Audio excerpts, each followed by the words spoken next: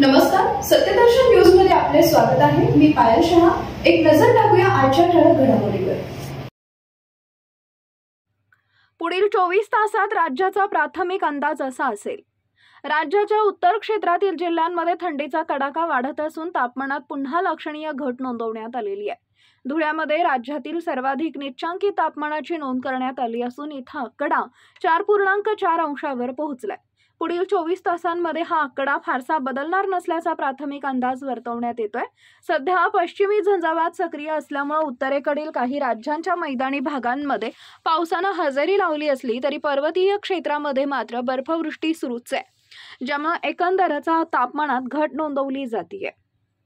पंजाब, हरियाणा, मध्य प्रदेश, राजस्थान इथंही या थंडीनं जोर धरल्याचं स्पष्ट होतंय। राज्यात थंडीनं पकड मजबूत केली असतानाच शुक्रवार नंतर मात्र पावसासाठी पोषक हवामान निर्मितीचा अंदाज वर्तवण्यात आलाय। उत्तर मध्य महाराष्ट्रासह मराठवाडा आणि नदीकाठच्या भागांमध्ये दरम्यानच्या काळात पावसाच्या तुरळक सरींचा अंदाज वर्तवण्यात आलेला आहे, तर राज्याच्या उर्वरित भागांमध्ये ढगाळ वातावरणाचाही अंदाज आहे।